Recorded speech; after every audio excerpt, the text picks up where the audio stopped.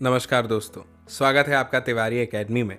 दोस्तों, आज के इस वीडियो में हम बात करने वाले हैं कक्षा 10 के सामाजिक विज्ञान में इतिहास के अध्याय 4 की, जिसका शीर्षक है औद्योगिकरण का युग। तो चलिए शुरू करते हैं हमारे आज के इस अध्याय को और बढ़ते हैं इस वीडियो में आगे।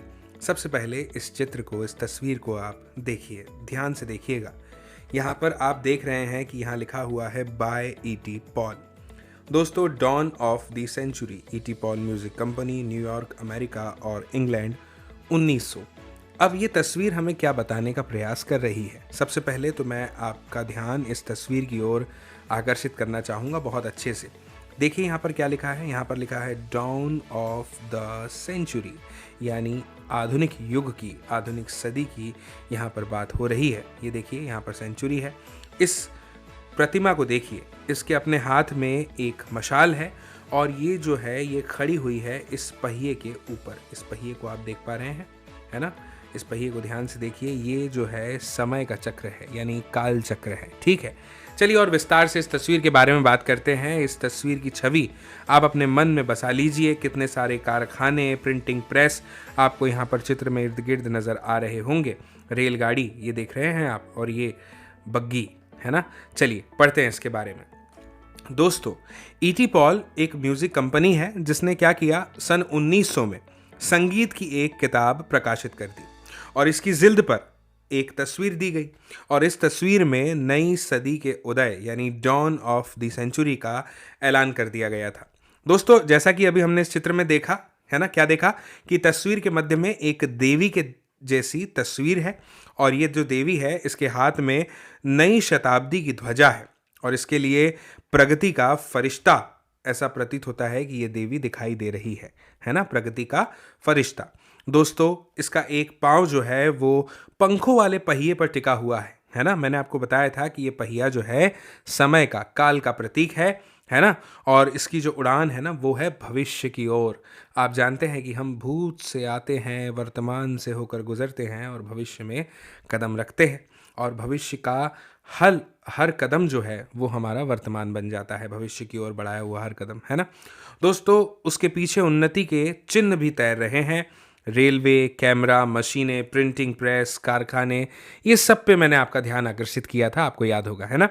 दोस्तों, मशीन और तकनीक का ये जो महिमा मंडन है ना, ऐसा नहीं है कि ये सिर्फ इसी एक तस्वीर में हमें दिखाई देता है। एक और तस्वीर है जो इसी अध्याय में इसके अगले पृष्ठ पर है, उस तस्वीर तक भी मैं आपको लेकर जाऊंगा, लेकिन आप पहले सुनिए कि उसमें क्या बताया गया है। इस तस्वीर में ये जो आधुनिकता है ना, मशीन, टेक्नोलॉजी, ये और अच्छे से स्पष्ट दिखाई देने की कोशिश की गई है। दोस्तों, ये तस्वीर एक व्यापारिक पत्रिका के पन्नों पर 100 साल से भी पहले छपी थी और इस तस्वीर में ना 2 जादूगरों को दिखाया गया है। ऊपर वाले हिस्से में प्राच्य यानी ओरिएंट इलाके का एक अलादीन है। सबसे पहले समझिए प्राच्य का अर्थ क्या होता है, मैंने हाईलाइट करके रखा है। भूमध्य सागर के पूर्व में एक स्थित देश है और आमतौर पर यह शब्द जो है ये एशिया के लिए इस्तेमाल किया जाता है। दोस्तों, पश्चिमी नज़रिए में प्राच्य इलाके जो है ना वो पूर्व आधुनिक, पारंपरिक और रहस्यमय थे। ठीक है, तो दोस्तों हम वापस से आ जाते हैं अपने पैराग्राफ पर। इसमें हमें बताया है कि इस तस्वीर में 2 जादूगर दिखाए गए हैं और ऊपर वाले हिस्से में ना ओरिएंट इलाके का एक अलादीन है जिसने अपने जादुई चिराग को रगड़ दिया और एक भव्य महल का निर्माण कर दिया। भाई, अब तो आपसे इंतज़ार नहीं हो रहा होगा, तस्वीर देख ही लीजिए। ये है वो तस्वीर, देख सकते हैं आप इस अलादीन को भी यहाँ पर, है ना? इसने एक भव्य महल का यहाँ पर निर्माण कर दिया है, आप देख पा रहे हैं। और नीचे आप इस एक और शख्स को यहाँ पर देख सकते हैं, एक मैकेनिक है, ये भी जादू कर रहा है। रेलवे का पुल बना दिया, ये आप देख रहे हैं, इसको वाष्पपोत आप कह सकते हैं, है ना? जहाज़ वो बना दिया। ये बिल्डिंगें, भवनें, टावर, ये सब आप यहाँ पर देख पा रहे हैं, है ना? तो दोस्तों, इसके बारे में बताया है कि एक आधुनिक मैकेनिक है जो अपने आधुनिक औजारों से एक नया जादू रच रहा है। पुल, पानी के जहाज, मीनार, गगनचुंबी इमारतें ये बनाता है। अलादीन जो है वो पूरब और अतीत का प्रतीक है ना? यानी इतिहास को बता रहा है। और मैकेनिक ये पश्चिम और आधुनिकता का प्रतीक है। दोस्तों, ये तस्वीरें ना आधुनिक विश्व की विजय गाथा कहती हैं, बतलाती है। और इस गाथा में आधुनिक विश्व द्रुत तकनीकी बदलाव व आविष्कारों, मशीनों, कारखानों, रेलवे, वाष्पोतों की दुनिया के रूप में दर्शाया गया। यानी यहाँ पर बहुत तेज़ी के साथ में जो है ये सब चीज़ें बनती चली जा रही हैं, हम औद्योगिकरण की ओर बढ़ रहे हैं। दोस्तों, इसमें औद्योगिकरण का इतिहास विकास की कहानी के रूप में हमारे सामने आता है और आधुनिक युग तकनीकी प्रगति के भव्य युग के रूप में उभरता है। ये सब आप इस एक तस्वीर में देख सकते हैं। अब बोलिए, तस्वीरें कितना कुछ बताती हैं, कितना कुछ बोलती हैं, बस उन्हें सुनने वाला, समझने वाला चाहिए, है ना। चलिए अब आगे बढ़ते हैं।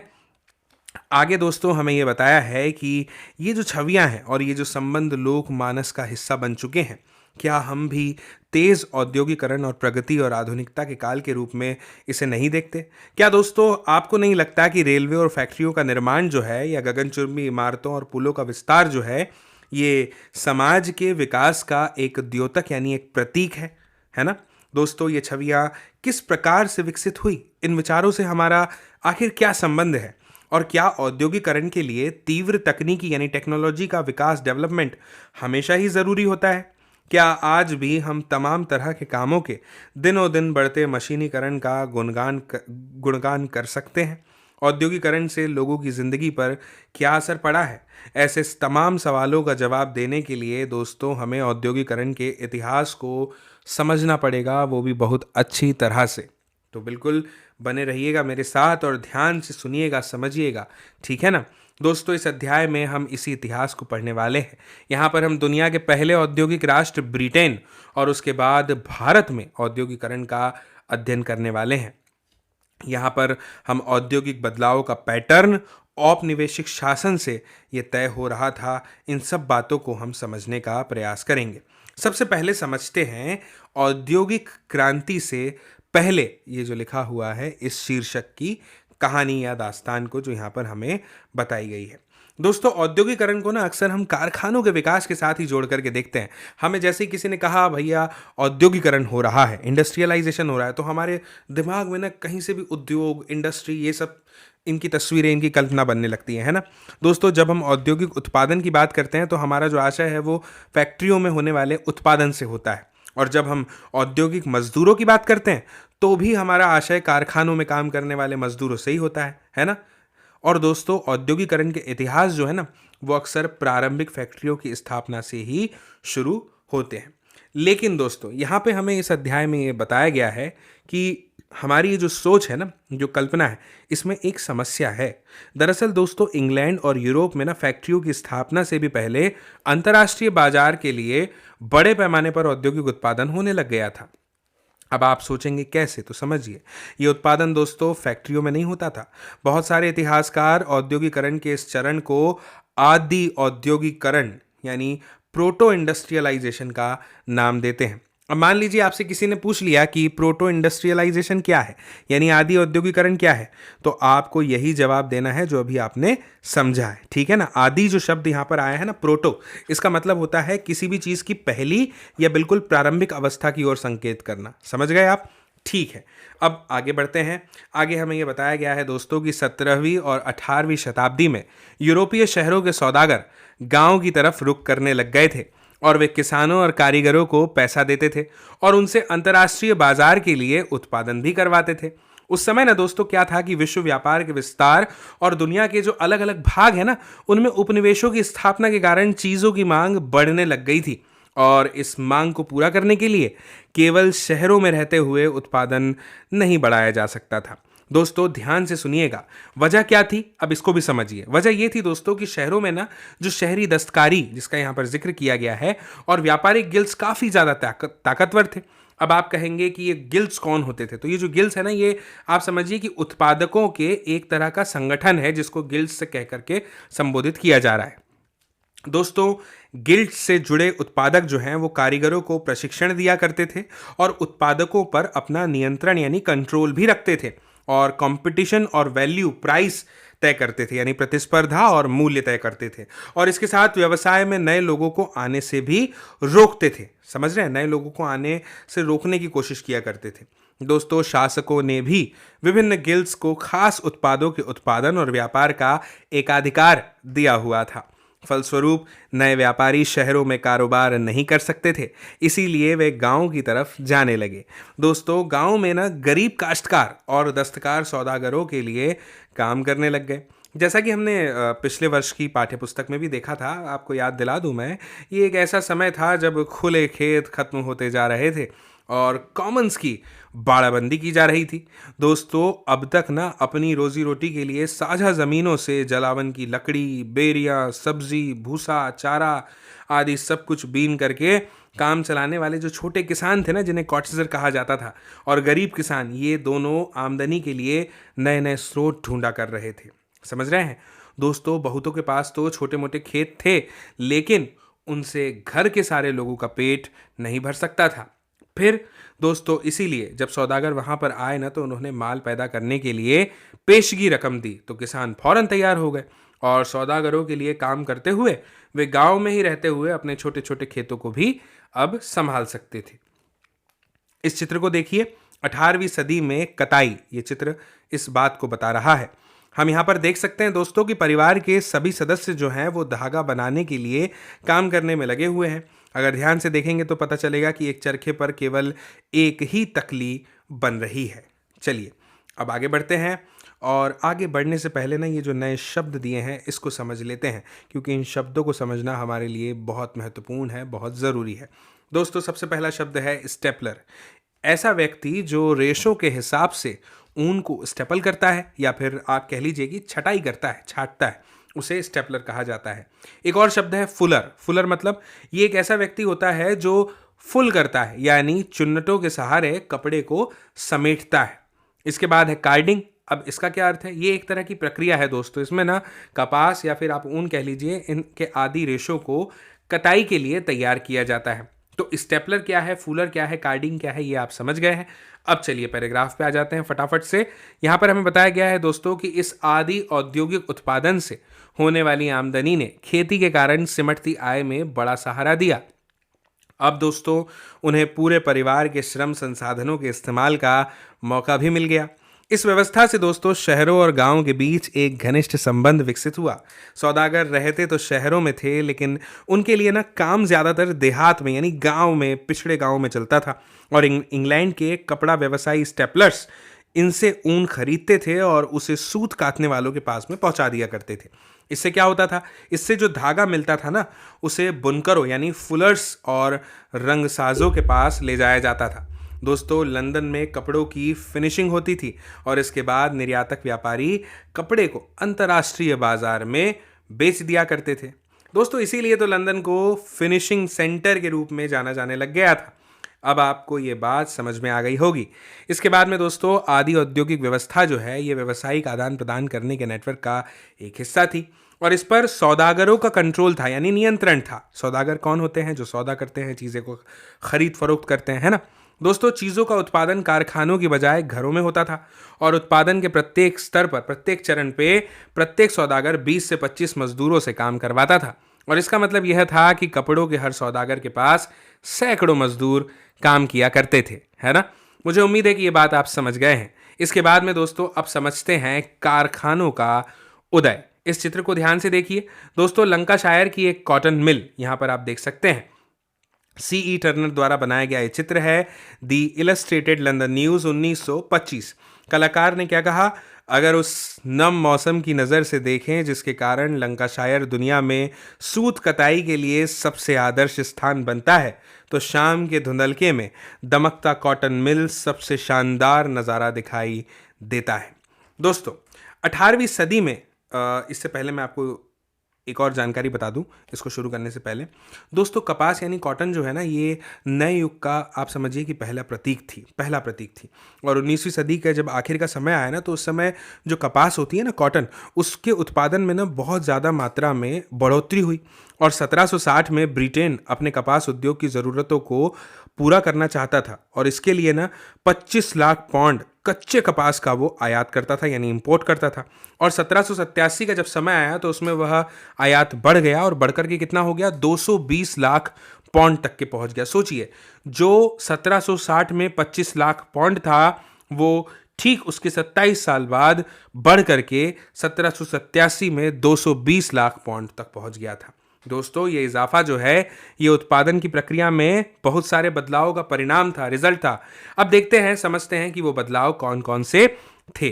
यहाँ पर हमें बताया है दोस्तों कि 18th सेंचुरी में ऐसे कई आविष्कार हुए जिन्होंने उत्पादन प्रक्रिया को, हर चरण को उसमें जो है उसमें कुशलता को बढ़ा दिया। यहाँ पे नाम दिया है कार्डिंग का, है ना, इसके बारे में मैंने आपको बताया था।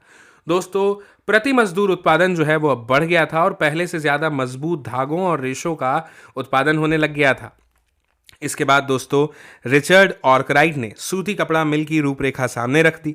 अभी तक कपड़ा उत्पादन पूरे देहात में फैला हुआ था। यह काम लोग अपने अपने घर पर ही करते थे, लेकिन अब महंगी नई मशीनें खरीदकर उन्हें कारखानों में लगाया जा सकता था। कारखाने में सारी प्रक्रियाएं एक छत के नीचे और एक मालिक के हाथों में आ गई थी। दोस्तों इसके चलते उत्पादन प्रक्रिया पर निगरानी, गुणवत्ता का ध्यान यानी क्वालिटी पर, और मजदूरों पर नज़र रखना, ये सब पॉसिबल हो गया था, संभव हो गया था। और दोस्तों जब तक उत्पादन गाँव में हो रहा था ना, तब तक ये सारे काम संभव नहीं थे। मुझे उम्मीद है ये बात आप समझ गए हैं। दोस्तों 19वीं सदी की शुरुआत में ना कारखाने इंग्लैंड के भूदृश्य का एक अभिन्न अंग बन गए थे। यानी जहाँ कहीं भी आपको भूमि का कोई नज़ारा देखना हो, दृश्य देखना हो, तो वहाँ पे कारखाने ज़रूर नज़र आएंगे। ये नए कारखाने दोस्तों इतने विशाल और नई प्रौद्योगिकी की ताकत इतनी नई जादुई दिखाई देती थी कि उस समय के लोगों की आंखें चौंधिया जाती थी। लोगों का ध्यान कारखानों पर टिका रह जाता था। वे इस बात को मानो भूल ही जाते थे कि उनकी आंखों से ओझल गलियों और वर्कशॉप्स में अभी भी उत्पादन यानी प्रोडक्शन चालू है। दोस्तों अब बात करते हैं औद्योगिक परिवर्तन की रफ्तार के विषय में, लेकिन उससे पहले आप इस चित्र को देखिए। यह औद्योगिक मैनचेस्टर एम जैक्सन का चित्र है। The illustrated London news 1857। धुआं छोड़ती चिमनियां औद्योगिक इलाकों की पहचान बन गई थी। चित्र में आप स्पष्ट देख सकते हैं। स्पष्ट कैसे देखेंगे, धुआं धुआं नजर आ रहा है ना। चलिए दोस्तों, औद्योगिकरण की प्रक्रिया कितनी तेज थी। क्या औद्योगिकरण का मतलब यानी इंडस्ट्रियलाइजेशन का मतलब केवल फैक्ट्री उद्योगों के विकास तक के ही सीमित होता है? बिल्कुल नहीं। समझिए स्टेप बाय स्टेप। सबसे पहला दोस्तों, सूती उद्योग और कपास उद्योग ब्रिटेन के सबसे फलते फूलते उद्योग थे। तेजी से बढ़ता हुआ कपास उद्योग 1840 के दशक तक औद्योगिकरण के पहले चरण में सबसे बड़ा उद्योग बन चुका था। और दोस्तों इसके बाद ना नंबर आता है लोहे का। इसके बाद लोहा और स्टील उद्योग आगे निकल गए और 1840 का जब समय आया तो उसके दशक से इंग्लैंड में और 1860 के दशक से उसके उपनिवेशों में रेलवे का विस्तार होने लग गया था। आपको ये कहानी पता है क्योंकि हमने इसे कक्षा 8 में पढ़ा है, आपको याद होगा, है ना। चलिए दोस्तों, फलस्वरूप लोहे और स्टील की जरूरत तेजी से बढ़ गई। 1873 तक ब्रिटेन के लोहा और स्टील निर्यात का मूल्य लगभग 7.7 करोड़ पौंड हो गया था और ये राशि इंग्लैंड के कपास निर्यात के मूल्य से दोगुनी थी। ये तो पहला था। अब दूसरा समझिए दोस्तों, नए उद्योग परंपरागत उद्योगों को इतनी आसानी से हाशिए पर नहीं ढकेल सकते थे। 19वीं सदी के आखिर में भी तकनीकी रूप से विकसित औद्योगिक क्षेत्र में काम करने वाले जो मजदूर थे ना, उनकी संख्या कुल मजदूरों में 20% से ज्यादा नहीं थी। कपड़ा उद्योग दोस्तों एक गतिशील उद्योग था, लेकिन उसके उत्पादन का एक बड़ा हिस्सा कारखानों में नहीं बल्कि घरेलू इकाइयों में होता था। और तीसरा जो है वो ये है कि यद्यपि दोस्तों परंपरागत उद्योगों में परिवर्तन की गति भाप से चलने वाले सूती और धातु उद्योगों से तय नहीं हो रही थी, लेकिन फिर भी ये जो परंपरागत उद्योग थे ना, ये पूरी तरह ठहराव की अवस्था में भी नहीं थे। दोस्तों खाद्य प्रसंस्करण, पॉटरी निर्माण, कांच के काम, चर्म शोधन, है ना, यानी चमड़े की बात हो रही है, फर्नीचर और औजारों के उत्पादन जो हैं, इस प्रकार के या इसके जैसे बहुत सारे जो गैर मशीनी क्षेत्र थे जिसके लिए मशीनों की आवश्यकता ना के बराबर होती थी, वो तरक्की इनकी हो रही थी और मुख्य रूप से साधारण और छोटे छोटे आविष्कारों का ही तो ये सब रिजल्ट था यानी परिणाम थी। दोस्तों अब तीसरे के बाद चौथा समझिए। प्रौद्योगिकी बदलावों की गति दोस्तों धीमी थी। औद्योगिक भूदृश्य पर यह बदलाव नाटकीय तेजी से नहीं फैले। नई तकनीक महंगी थी। सौदागर और व्यापारी उनके इस्तेमाल के सवाल पर फूंक फूंक कर कदम बढ़ाते थे। मशीनें अक्सर खराब हो जाती थी और उनकी मरम्मत पर काफ़ी खर्चा आता था। वे उतनी अच्छी भी नहीं थी जितना उनके आविष्कारों और निर्माताओं का दावा था कि ये बेस्ट है। दोस्तों इस बात को समझने के लिए ना आइए भाप के इंजन का एक उदाहरण लेते हैं। अब इसे समझिएगा। जेम्स वॉट ने न्यूकॉमन द्वारा बनाए गए भाप के इंजन में सुधार किए और फिर 1871 में नए इंजन को पेटेंट करा लिया। दोस्तों, इस मॉडल का उत्पादन उनके दोस्त उद्योगपति मैथ्यू बुल्टन ने किया, पर दोस्तों सालों तक उन्हें कोई खरीदार ही नहीं मिला। 19वीं सदी की शुरुआत तक पूरे इंग्लैंड में भाप के सिर्फ 321 इंजन थे और इनमें से 80 इंजन सूती उद्योगों में, 9 ऊन उद्योगों में और बाकी के खनन, नहर निर्माण और लौह कार्यों में इस्तेमाल हो रहे थे। दोस्तों, और किसी उद्योग में भाप के इंजनों का इस्तेमाल काफ़ी समय बाद तक भी नहीं हुआ। इसका क्या मतलब है? यानी मजदूरों की उत्पादन क्षमता को कई गुना बढ़ाने की संभावना वाली सबसे शक्तिशाली प्रभावशाली प्रौद्योगिकी को अपनाने में भी उद्योगपति बहुत हिचकिचा रहे थे, है ना। और ये हिचकिचाहट उस समय के हिसाब से सामान्य बात थी दोस्तों, स्वाभाविक थी, ऐसा कह लीजिए। इस चित्र को आप देख रहे हैं, 1830 की एक कताई फैक्ट्री का ये चित्र है और यहाँ पर हम देख सकते हैं कि किस तरह से भाप की ताकत से चलने वाले इस विशालकाय पहिए जो हैं ये एक साथ सैकड़ों तकलियों को घुमाने लगते हैं। दोस्तों, इतिहासकार इस बात को मानने लग गए हैं कि 19वीं सदी के मध्य का औसत मजदूर मशीनों पर काम करने वाला नहीं, बल्कि परंपरागत कारीगर और मजदूर ही होता था। ठीक है, चलिए अब आगे बढ़ते हैं और आगे बढ़ते हुए बात करते हैं हाथ का श्रम और वाष्प शक्ति की। दोस्तों, विक्टोरिया कालीन ब्रिटेन में मानव श्रम की तो कोई कमी नहीं थी। जो गरीब किसान थे ना और जो बेकार लोग थे, वो काम काज की तलाश में बड़ी संख्या में शहर को चले जाया करते थे। दोस्तों, जैसा कि हम आगे जानेंगे कि श्रमिकों की बहुतायत होती थी, यानी अधिक मात्रा होती थी, तो वेतन भी गिर जाते थे। इसीलिए उद्योगपतियों को श्रमिकों की कमी या वेतन के मद में भारी लागत जैसी कोई भी परेशानी नहीं थी। दोस्तों, उन्हें ऐसी मशीनों में कोई दिलचस्पी नहीं थी जिनके कारण मजदूरों से छुटकारा मिल जाए और जिन पर बहुत ज़्यादा खर्चा आने वाला हो। दोस्तों, बहुत सारे उद्योगों में श्रमिकों की मांग मौसमी आधार पर घटती बढ़ती रहती थी। गैस घरों और शराब खानों में जाड़ों के दौरान, यानी जब ठंड का समय था ना, तो खासा काम रहा करता था और इस दौरान उन्हें ज़्यादा मजदूरों की भी आवश्यकता पड़ती थी। इसके बाद दोस्तों हमें यहाँ पर यह भी बताया है कि क्रिसमस के समय बुक बाइंडरों और प्रिंटरों को भी दिसंबर से पहले अतिरिक्त मजदूरों की दरकार रहा करती थी। बंदरगाहों पर जहाज़ की मरम्मत और साफ सफाई और सजावट का काम भी जो था वो जाड़ों में, यानी ठंड के समय किया जाता था। और जिन उद्योगों में दोस्तों मौसम के साथ उत्पादन घटता बढ़ता रहता था ना, वहाँ उद्योगपति मशीनों की बजाय मजदूरों को ही काम पर रखना पसंद करते थे। इस चित्र को आप ध्यान से देखिए। काम की तलाश में निकले लोग, द इलस्ट्रेटेड लंदन न्यूज़ 1879। दोस्तों, कुछ लोग छोटी मोटी चीज़ें बेचते हैं और अस्थायी काम तलाशते हुए हमेशा एक जगह से दूसरी जगह भटकते रहते थे। काम कैसा तलाशते थे? अस्थायी। ठीक है ना। चलिए अब आगे बढ़ते हैं दोस्तों, बहुत सारे उत्पाद जो थे ना वो केवल हाथ से ही तैयार किए जा सकते थे। मशीनों से एक जैसे तय किस्म के उत्पाद बड़ी संख्या में बनाए जा सकते थे, लेकिन बाजार में ना अक्सर बारीक डिजाइन और खास आकारों वाली चीजों की काफी मांग रहती थी। अब उदाहरण के तौर पर देखिए, ब्रिटेन में 19वीं सदी के मध्य में 500 तरह के हथौड़े और 45 तरह की कुल्हाड़ियां बनाई जा रही थी। इन्हें बनाने के लिए यांत्रिक प्रौद्योगिकी की नहीं बल्कि इंसानी निपुणता की जरूरत थी। दोस्तों, विक्टोरिया कालीन ब्रिटेन में उच्च वर्ग के लोग कुलीन और पूंजीपति वर्ग हाथों से बनी चीज़ों की तरजीह देते थे, यानी उसको तवज्जो देते थे। दोस्तों, हाथ से बनी चीज़ों को परिष्कार और सुरुचि का प्रतीक माना जाता था। उनकी फिनिश अच्छी होती थी, उनको एक एक करके बनाया जाता था और उनका डिज़ाइन भी अच्छा होता था। मशीनों से बनने वाले उत्पादों को उपनिवेशों में निर्यात कर दिया जाता था।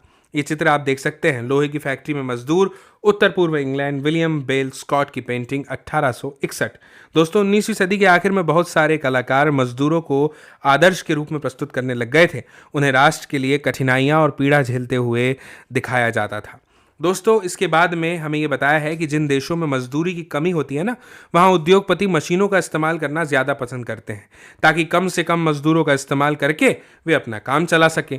19वीं सदी के अमेरिका में दोस्तों यही स्थिति थी, यानी 1800 से 1899 तक के समय में। लेकिन ब्रिटेन में कामगारों की कोई भी कमी नहीं थी। चलिए अब एक नज़र डालते हैं मजदूरों की जिंदगी पर। ये चित्र को आप पहले ध्यान से देखिए। इस पेंटिंग में दर्शाया गया है कि लंदन में बेघर लोग एक कामघर यानी वर्क हाउस का जो यहाँ पे जिक्र है, इसमें रात भर ठहरने के टिकट के लिए अर्जी दे रहे हैं।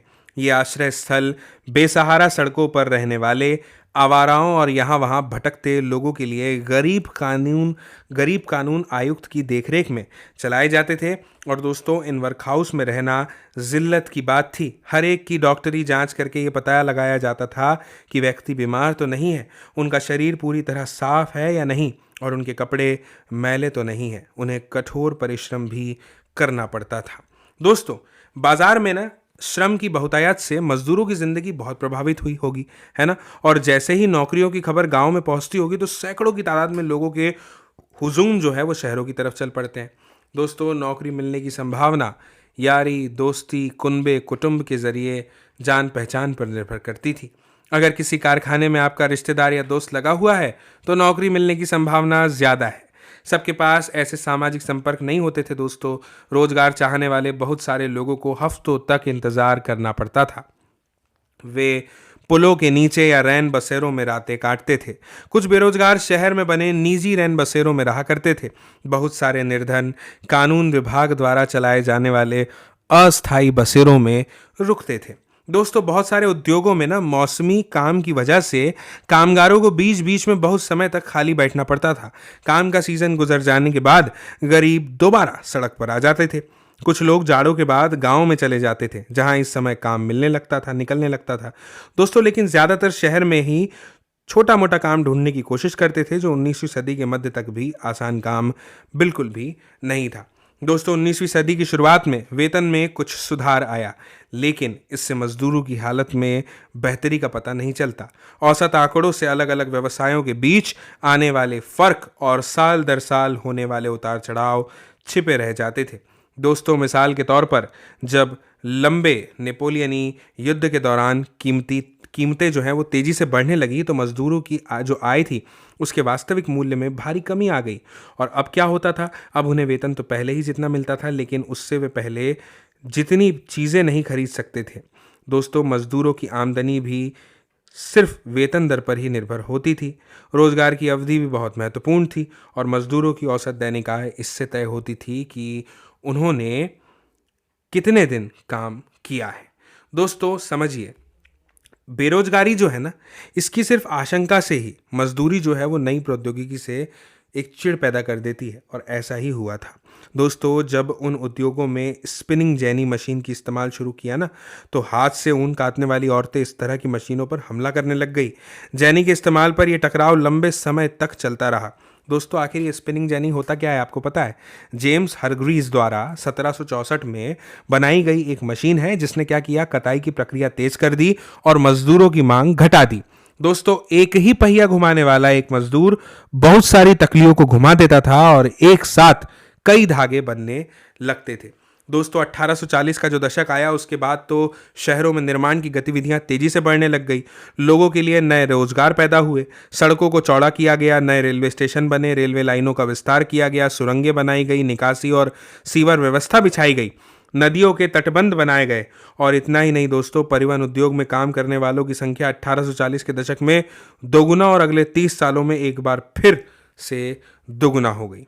दोस्तों, अब बात करते हैं उपनिवेशों में औद्योगिकरण की। अब दोस्तों, भारत पर नजर डालते हैं और देखते हैं कि उपनिवेश का औद्योगिकरण आखिर कैसे होता है। यहां भी हम कारखाना उद्योग के साथ साथ गैर मशीनी क्षेत्र पर ध्यान देंगे, और हमारा जो अध्ययन है ना वो मुख्य रूप से कपड़ा उद्योग तक के ही सीमित रहने वाला है। बात करते हैं भारतीय कपड़े का युग। दोस्तों, मशीन उद्योगों के युग से पहले अंतर्राष्ट्रीय कपड़ा बाजार में भारत के रेशमी और सूती उत्पादों का ही तो दबदबा रहता था, है ना। बहुत सारे देशों में मोटा कपास पैदा होता था, लेकिन दोस्तों भारत में पैदा होने वाला कपास महीन किस्म का था।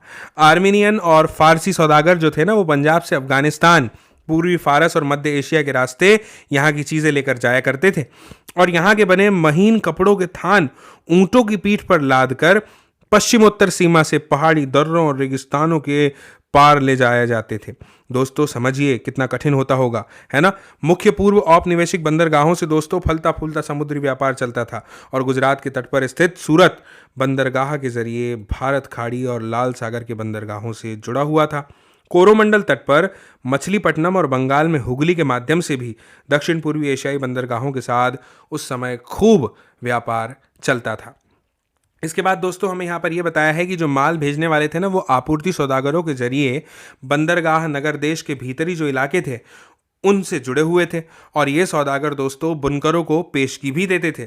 बुनकरों से तैयार कपड़ा खरीदते थे और उसे बंदरगाहों तक के पहुंचा दिया करते थे।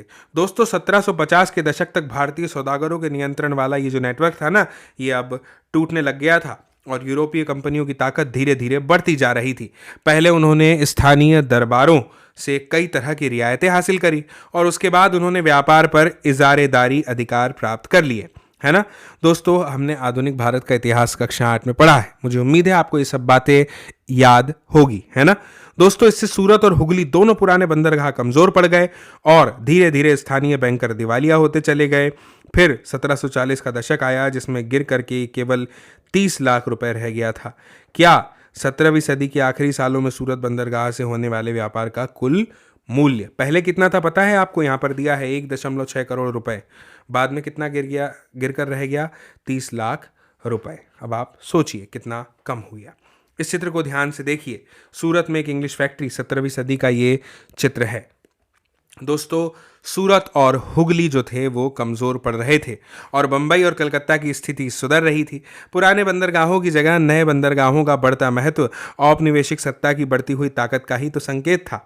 नए बंदरगाहों के जरिए होने वाला व्यापार यूरोपीय कंपनियों के कंट्रोल यानी नियंत्रण में था और यूरोपीय जहाज़ों के जरिए ये होता था। बहुत सारे पुराने व्यापारिक घराने अब ढह चुके थे।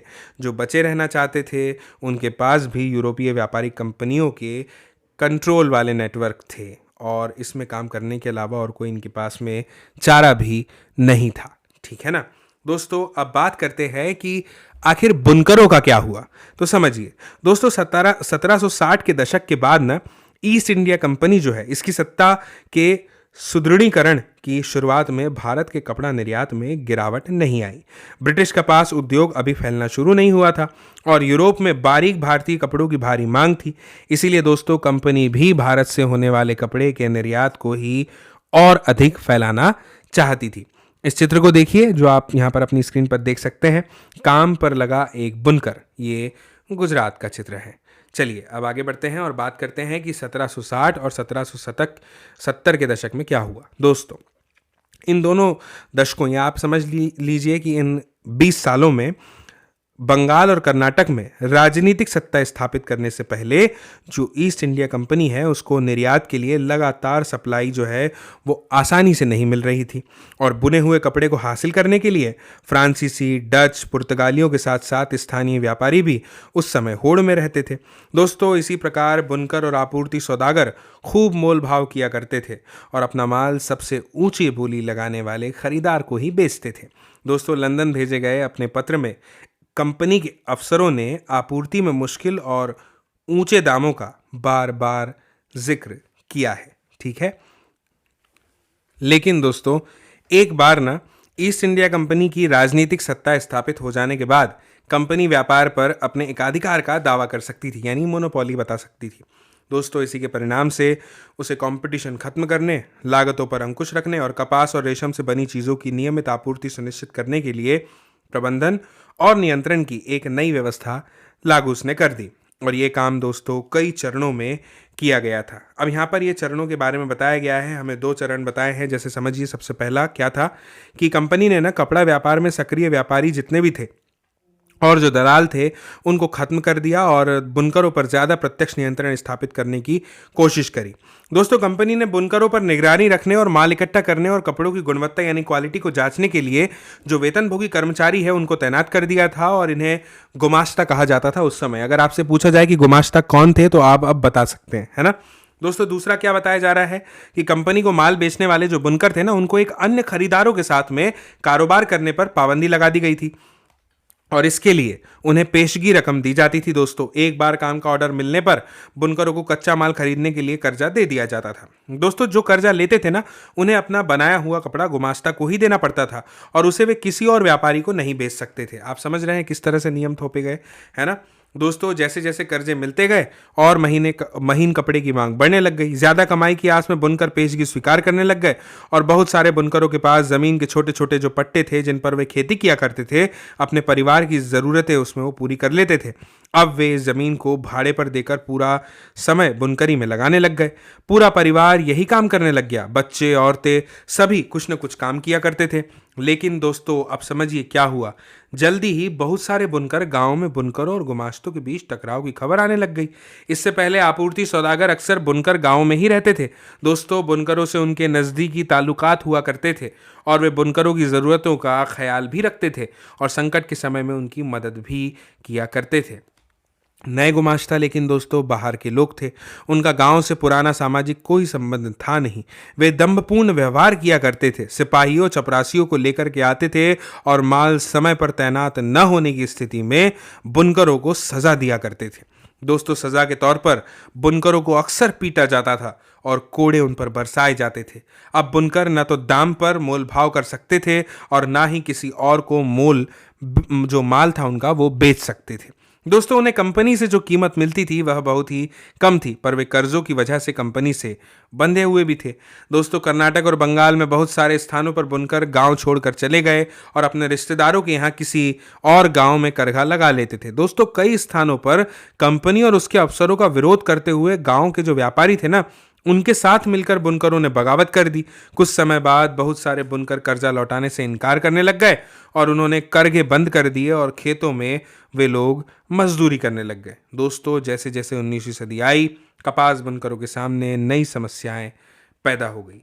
अब समझिए, समस्या के तौर पर देखिए भारत में मैनचेस्टर का आना। दोस्तों, 1772 में ईस्ट इंडिया कंपनी के अफसर हेनरी पतुलो ने कहा था कि भारतीय कपड़े की मांग कभी कम ही नहीं हो सकती। क्यों नहीं हो सकती? समझिए, क्योंकि दुनिया के किसी और देश में इतना अच्छा माल बनता ही नहीं है। लेकिन हम देखते हैं कि 19वीं सदी की शुरुआत में भारत के कपड़ा निर्यात में गिरावट आने लग गई, जो लंबे समय तक जारी रही। दोस्तों, 1811 से 12 में सूती माल का हिस्सा कुल निर्यात में 33% था और 1850 से 51 में ये मात्र 3% रह गया। आप सोचो दोस्तों, 30% घट गया, है ना। 30% नहीं बोलेंगे इसको, आप इतना समझिए कि इसमें कितनी ज़्यादा गिरावट आई है ना। 33 में से 30 हट गया और 3 बचा। दोस्तों, अब प्रश्न हमारे सामने ये है कि ऐसा क्यों हुआ और उसके जो निहित अर्थ थे वो क्या थे। अब इसे समझिए। दोस्तों, जब इंग्लैंड में कपास उद्योग विकसित हुआ ना, तो वहां के जो उद्योगपति थे वो दूसरे देशों से आने वाले आयात यानी इंपोर्ट को लेकर के परेशान दिखाई देने लग गए। दोस्तों, उन्होंने क्या किया, सरकार पर दबाव डाल दिया कि वह आयातित कपड़े पर आयात शुल्क वसूल कर ले, और जिससे क्या हो कि मैनचेस्टर में जो बने हुए कपड़े हैं वो बाहरी प्रतिस्पर्धा यानी कंपटीशन के बिना इंग्लैंड में आराम से बिक सके। वहीं दूसरी तरफ दोस्तों, उन्होंने ईस्ट इंडिया कंपनी पर दबाव डाला कि ब्रिटिश कपड़ों को भारतीय बाजारों में भी बेचे। 19वीं सदी की शुरुआत में दोस्तों, ब्रिटेन के वस्त्र उत्पादों के निर्यात में नाटकीय वृद्धि होने लग गई। 18वीं सदी के आखिर में भारत में उत्पादों को न के बराबर निर्यात होता था। 1850 तक आते आते सूती का आयात भारतीय आयात में 31% हो चुका था। दोस्तों, 1870 तक के ये आंकड़ा 50% से ऊपर चला गया। इस प्रकार दोस्तों, भारत में कपड़ा बुनकरों के सामने एक साथ 2 समस्याएं थी। उनका निर्यात बाजार ढह रहा था और स्थानीय बाजार सिकुड़ने लग गया था।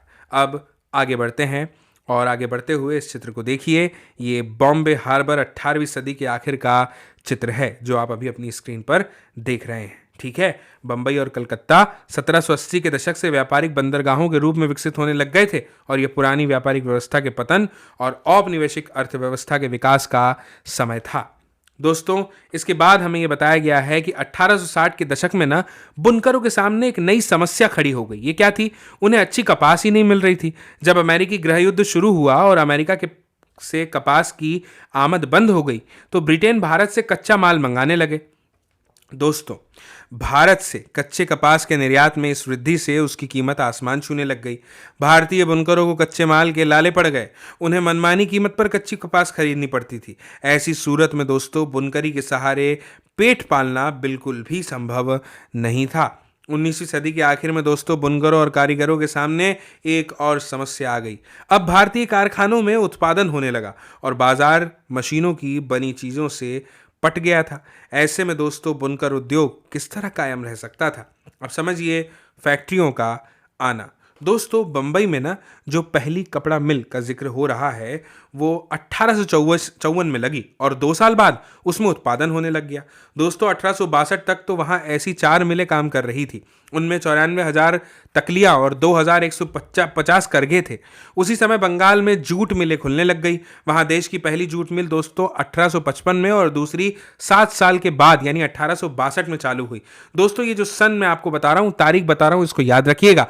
ये आपके एमसीक्यूज में पूछे जाने वाले प्रश्नों में से एक हो सकते हैं। मुझे उम्मीद है आप मेरी बात की गहराई और गंभीरता को समझ रहे हैं। दोस्तों इसके बाद में हमें यह बताया है कि उत्तरी भारत में एल्गिन मिल 1860 के दशक में कानपुर में खुली और इसके साल भर बाद ही अहमदाबाद की पहली कपड़ा मिल भी चालू हो गई। दोस्तों 1874 में मद्रास में भी पहली कताई और बुनाई मिल खुल गई।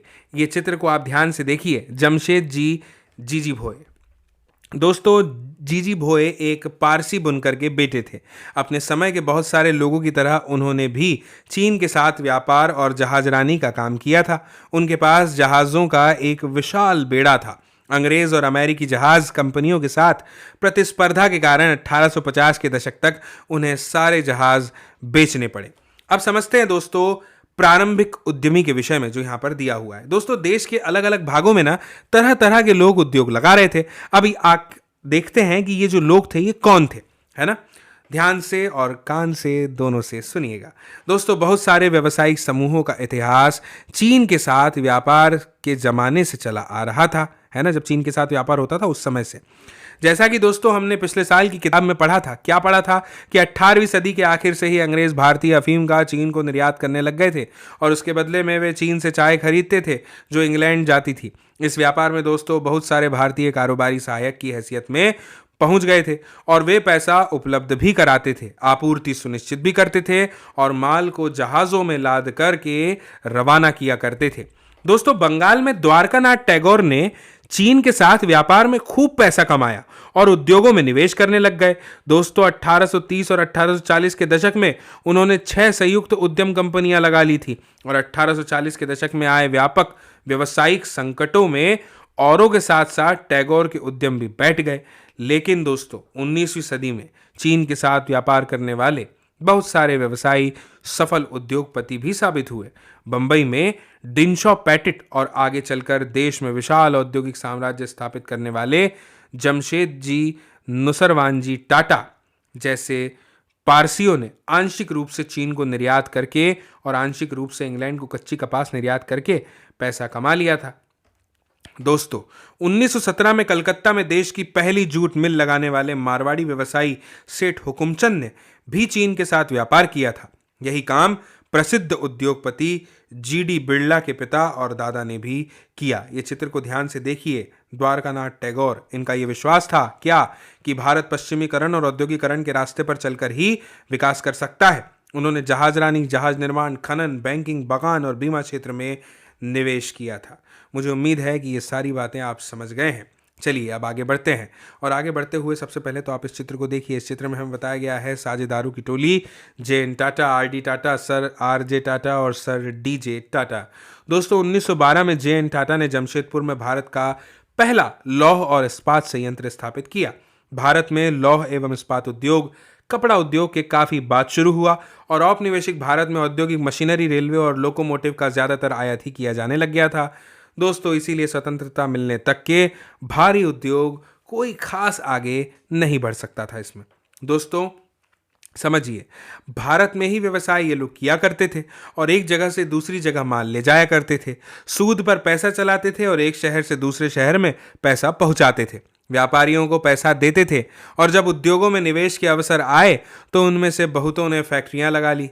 दोस्तों जैसे भारतीय व्यापार पर औपनिवेशिक शिकंजा कसता चला गया और वैसे वैसे भारतीय व्यवसायियों के लिए जगह जो थी वो सिकुड़ती चली गई। दोस्तों मुख्य रूप से कच्चे माल और अनाज, कच्ची कपास, अफीम, गेहूं, नील का ही ये लोग अब निर्यात कर सकते थे जिनकी अंग्रेजों को ज़रूरत थी। धीरे धीरे उन्हें जहाजरानी व्यवसाय से भी दोस्तों बाहर धकेल दिया गया। अब आगे समझिए। प्रथम विश्व युद्ध तक दोस्तों यूरोपीय प्रबंधकीय एजेंसियां जो थी भारतीय उद्योगों के विशाल क्षेत्र का नियंत्रण करती थी और इनमें Bird, Heilgers and Company, Bird Heilgers and Company, Andrew Yule और जॉर्डन स्किनर एंड कंपनी सबसे बड़ी कंपनियां थी। दोस्तों ये एजेंसियां पूंजी जुटाती थी, संयुक्त उद्यम कंपनियां लगती थी और उनका प्रबंधन संभालती थी, यानी मैनेजमेंट। दोस्तों ज्यादातर मामलों में भारतीय फाइनेंसर जो थे वो पूंजी उपलब्ध कराते थे, जिन्हें हिंदी में वित्त पोषक भी कहा जाता है। दोस्तों जबकि निवेश और व्यवसाय से संबंधित फैसले यूरोपीय एजेंसियां लिया करती थी। यूरोपीय व्यापारी उद्योगपतियों के अपने वाणिज्यिक परिसंघ थे, जिनमें भारतीय व्यवसायियों को शामिल नहीं किया जाता था। दोस्तों अब इसको भी समझिए कि मजदूर कहाँ से आए। इससे पहले इस चित्र को देखिए। बंबई के एक मिल के युवा कामगार 20वीं सदी की शुरुआत, जब मजदूर गांव जाते थे तो अच्छे कपड़े पहनने की कोशिश किया करते थे। दोस्तों फैक्ट्रियां होंगी तो मजदूर भी होंगे। फैक्ट्रियों के विस्तार से मजदूरों की मांग बढ़ने लगी। 1901 में भारतीय फैक्ट्रियों में 5,84,000 मजदूर काम करते थे। कब? 1901 में। और इसके ठीक 45 साल बाद यानी 1946 तक ये संख्या बढ़ गई। बढ़कर कितनी हुई? 24,36,000। दोस्तों ये मजदूर कहाँ से आए? अब समझिए, ज्यादातर औद्योगिक इलाकों में दोस्तों मजदूर आसपास के जिलों से ही आते थे। जिन किसानों कारीगरों को गांव में काम नहीं मिलता था, वे औद्योगिक केंद्रों की तरफ जाने लगते थे। 1911 में दोस्तों बंबई के सूती कपड़ा उद्योग में काम करने वाले 50% से ज्यादा मजदूर पास के रत्नागिरी जिले से आए थे। दोस्तों कानपुर की मिलों में काम करने वाले ज्यादातर कानपुर जिले के ही गांव से आते थे और मिल मजदूर बीच बीच में अपने गांव जाते रहते थे। दोस्तों वे फसलों की कटाई और त्योहारों के समय गांव लौट जाते थे। बाद में जब नए कामों की खबर फैली तो दूर दूर से भी लोग आने लग गए। उदाहरण के लिए संयुक्त प्रांत के लोग बंबई के कपड़ा मिलों और कलकत्ता के जूट मिलों में काम करने के लिए पहुंच रहे थे। दोस्तों नौकरी पाना हमेशा से ही मुश्किल था। हालांकि मिलों की संख्या धीरे धीरे बढ़ती जा रही थी और मजदूरों की मांग भी बढ़ रही थी, लेकिन रोजगार चाहने वालों की संख्या रोजगारों के मुकाबले हमेशा ही ज्यादा रहती थी। दोस्तों मिलों में प्रवेश भी निषिद्ध था। उद्योगपति नए मजदूरों की भर्ती के लिए प्रायः एक जॉबर रख लिया करते थे और जॉबर कोई पुराना और विश्वस्त कर्मचारी हुआ करता था। वह अपने गांव के लोगों को लाता था, उन्हें काम का भरोसा देता था, उन्हें शहर में जमने के लिए मदद कर देता था और मुसीबत में पैसे से भी मदद करता था। इस प्रकार जॉबर ताकतवर और मजबूत व्यक्ति बन गया था। बाद में जॉबर मदद के लिए बदले पैसे और तोहफों की मांग करने लग गए और मजदूरों की जिंदगी को नियंत्रित करने लगे। दोस्तों समय के साथ फैक्ट्री मजदूरों की संख्या बढ़ने लगी, लेकिन जैसा कि हम देखेंगे कुल औद्योगिक श्रम शक्ति में उनका अनुपात बहुत ही छोटा था। मुख्य जॉबर चित्र को आप देख रहे हैं। इस चित्र से देखें कि उसका अंदाज और उसके कपड़ों से जॉबर की सत्ता का पता चलता है ना। नौकरी लगाने वाले भैया हैं भैया, तो वो तो पता चलेगा ही। इस चित्र को देखिए। अहमदाबाद के एक मिल में कताई में लगी मजदूर औरतें मुख्य रूप से कताई विभाग में ही दोस्तों उस समय काम करती थी। चलिए अब समझते हैं दोस्तों औद्योगिक विकास का अनूठापन। दोस्तों यहाँ पर हमें यह बताया गया है कि भारत में औद्योगिक उत्पादन पर ना वर्चस्व रखने वाली यूरोपीय प्रबंधकीय एजेंसियों की कुछ खास तरह के उत्पादनों में ही दिलचस्पी थी। उन्होंने औपनिवेशिक सरकार से सस्ती कीमत पर जमीन ले ली और लेकर के चाय और कॉफी के बागान लगाए, खनन, नील, जूट व्यवसाय में पैसों का निवेश किया। और इनमें से ज़्यादातर तो दोस्तों ऐसे उत्पाद थे जिनकी भारत में बिक्री के लिए नहीं बल्कि मुख्य रूप से निर्यात के लिए आवश्यकता थी, यानी एक्सपोर्ट के लिए। दोस्तों इसके बाद में हमें यह बताया जा रहा है कि भारतीय कताई मिलों में बनने वाले धागे का भारत के हथकरघा बुनकर इस्तेमाल करते थे या उन्हें चीन को निर्यात कर दिया जाता था। और 20वीं सदी के पहले दशक तक दोस्तों भारत में औद्योगिकरण का ढर्रा कई बदलावों की चपेट में आ चुका था। स्वदेशी आंदोलन को गति मिलने से क्या हुआ? राष्ट्रवादियों ने लोगों को विदेशी कपड़े के बहिष्कार के लिए प्रेरित कर दिया, है ना। दोस्तों चीनी बाजारों में चीन और जापान की मिलों के उत्पाद छा गए थे। फलस्वरूप भारत के उद्योगपति धागे की बजाय कपड़ा बनाने लग गए। 1900 से 1912 के भारत में सूती कपड़े का उत्पादन दुगना हो गया। पहले विश्व युद्ध तक औद्योगिक विकास धीमा रहा और युद्ध ने एक बिल्कुल नई स्थिति पैदा कर दी थी। दोस्तों ब्रिटिश कारखाने सेना की जरूरतों को पूरा करने के लिए युद्ध संबंधी उत्पादनों में व्यस्त थे और इसीलिए भारत में मैनचेस्टर के माल का आयात कम हो गया। भारतीय बाजारों को रातों रात एक विशाल देसी बाजार मिल गया था और युद्ध लंबा खिंचा तो भारतीय कारखानों में भी फौज के लिए जूट की बोरियां, फौजियों के लिए वर्दी के कपड़े, टेंट और चमड़े के जूते, घोड़े और खच्चर की जीन तथा बहुत सारे अन्य सामान बनने लग गए। नए कारखाने लगाए गए। इस चित्र को देखिए। मद्रास चैम्बर ऑफ कॉमर्स का पहला दफ्तर। 19वीं सदी के आखिर तक दोस्तों देश के विभिन्न क्षेत्रों में व्यवसायी मिलकर के चैम्बर ऑफ कॉमर्स बनाने लग गए थे ताकि सही तरह के व्यवसाय कर सके और सामूहिक चिंता के जो मुद्दे थे उन पर फैसला ले सके। और युद्ध के बाद दोस्तों भारतीय बाजार में मैनचेस्टर को पहले वाली हैसियत कभी हासिल नहीं हो पाई। आधुनिकीकरण न कर पाने और अमेरिका, जर्मनी और जापान के मुकाबले कमजोर पड़ जाने के कारण ब्रिटेन की अर्थव्यवस्था चरमरा गई। कपास का उत्पादन बहुत कम रह गया था। ब्रिटेन से होने वाले सूती कपड़े के निर्यात में जबरदस्त गिरावट आई। उपनिवेशों में विदेशी उत्पादों को हटाकर स्थानीय उद्योगपतियों ने घरेलू बाजार पर कब्जा कर लिया और धीरे धीरे अपनी स्थिति मजबूत बना ली। चलिए अब बात करते हैं लघु उद्योगों की बहुतायत की। इस चित्र को ध्यान से देखिए, हाथ से बुना हुआ कपड़ा है। हाथ से बुने कपड़े के महीन डिजाइन की मिलों में नकल नहीं की जा सकती थी, है ना दोस्तों। हालांकि युद्ध के बाद फैक्ट्री उद्योगों में लगातार इजाफा हुआ, लेकिन अर्थव्यवस्था में विशाल उद्योगों का हिस्सा बहुत ही छोटा था। उनमें से ज्यादातर 1911 में 67% बंगाल और बंबई में स्थित थे दोस्तों। बाकी पूरे देश में छोटे स्तर के उत्पादन का ही तो दबदबा रहा। पंजीकृत फैक्ट्रियों में कुल औद्योगिक श्रम शक्ति का बहुत छोटा हिस्सा ही काम करता था। यह संख्या 1911 में 5% और 1931 में 10% थी। बाकी मजदूर तो गली मोहल्लों में स्थित छोटी छोटी वर्कशॉप और घरेलू इकाइयों में ही काम किया करते थे। आगे बढ़ने से पहले कुछ नए शब्द समझ लेते हैं। फ्लाई शटल, इसका मतलब क्या होता है दोस्तों? ये रस्सियों और पुलियों के जरिए चलने वाला एक तरह का यांत्रिक औजार है। इसका ना बुनाई के लिए इस्तेमाल किया जाता है और ये क्षैतिज धागे यानी ताना, जिसे द वेफ्ट भी कहा गया अंग्रेजी में, इसको लंबवत यानी दवार में पिरो देती है। और फ्लाई शटल के आविष्कार से बुनकरों को बड़े करके चलाना और छोटे अरज का कपड़ा बनाने में काफ़ी मदद यानी सहायता मिली। दोस्तों आगे हमें ये बताया है कि ये किस तरह से हुआ सब कुछ। 1900 से 1940 के बीच ये जो 3 गुना हो गया ही था, है ना, उत्पादन वगैरह। अब समझिए, उत्पादन में तो लगातार सुधार हो रहा है ना। अब इसके पीछे दोस्तों आंशिक रूप से तकनीकी बदलाव का भी हाथ था। अगर लागत में बहुत ज़्यादा इजाफा न हो और उत्पादन बढ़ सकता हो तो हाथ से काम करने वालों को नई तकनीक अपनाने में कोई परेशानी नहीं होती। इसीलिए दोस्तों 20वीं सदी के दूसरे दशक तक आते आते हम ऐसे बुनकरों को देखते हैं जो फ्लाई शटल वाले करघों का इस्तेमाल करते थे। इससे कामगारों की उत्पादन क्षमता बढ़ी, उत्पादन तेज हुआ और श्रम की मांग में कमी आई। दोस्तों 1941 तक भारत में 35% से ज़्यादा हथकरघों में फ्लाई शटल लगे होते थे। त्रावणकोर, मद्रास, मैसूर, कोचीन, बंगाल आदि क्षेत्रों में तो ऐसे हथकरघे 70 से 80% तक थे। दोस्तों इसके अलावा भी कई छोटे छोटे सुधार किए गए जिनसे बुनकरों को अपनी उत्पादकता बढ़ाने और मिलों से मुकाबला करने में सहायता यानी कि मदद मिली। दोस्तों मिलों के साथ प्रतिस्पर्धा यानी कंपटीशन कर पाना, मुकाबला कर पाने के मामलों में कुछ बुनकर औरों से बेहतर स्थिति में थे। मोटे कपड़े को मुख्य रूप से गरीबी खरीदते थे और उसकी मांग में भारी उतार चढ़ाव भी आ जाया करते थे। दोस्तों बेहतर किस्म के कपड़े की मांग खाते पीते तबके से ज़्यादा इनमें देखने को मिलती थी। खाते पीते तबकों में दोस्तों उसमें उतार चढ़ाव जो थे वो उस समय काफ़ी कम आते थे। अकालों से बनारसी या बालूचरी साड़ियों की बिक्री पर असर नहीं पड़ता था जब अकाल होते थे। और बुने हुए बॉर्डर वाली साड़ियों या आप कह लीजिए कि मद्रास की प्रसिद्ध लुंगियों की जगह ले लेना मिलों के लिए बिल्कुल भी आसान नहीं था। अब दोस्तों ऐसा भी नहीं है कि 20वीं सदी में भी उत्पादन बढ़ाते जा रहे हैं। बुनकरों और अन्य दस्तकारों को हमेशा फ़ायदा ही हो रहा था।